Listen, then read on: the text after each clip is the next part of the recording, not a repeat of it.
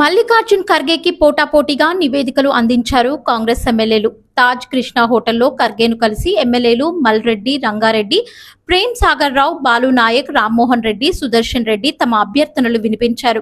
అత్యధిక జనాభా ఉన్న హైదరాబాద్, రంగారెడ్డి జిల్లాలకు మంత్రి పదవి ప్రాతినిధ్యం లేకపోవడం ఇదే మొదటిసారని మల్రెడ్డి, రంగారెడ్డి ఆవేదన వ్యక్తం చేశారు.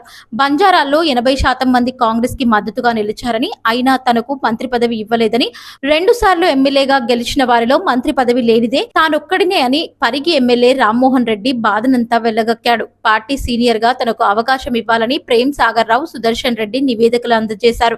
అయితే ఓపిక్గా అందరి అభ్యర్థనలు విన్న మల్లికార్జున్ ఖర్గే ఫైనల్ గా ఎవరికి ఎలాంటి హామీ ఇవ్వకుండా పంపించేశారు. అక్కడి నుంచి ప్రేమ్ సాగర్ రావు అలిగి వెళ్లిపోగా బట్టి విక్రమార్క బుజ్జగించి మరీ వెనక్కి రప్పించి ఖర్గేతో మాట్లాడించినట్టు తెలుస్తోంది. అయితే మంత్రివర్గంలో స్థానం కాకుండా చీఫ్ విప్ పదవిని ఆఫర్ చేయగా ప్రేమ్ సాగర్ రావు తిరస్కరించినట్టు సమాచారం.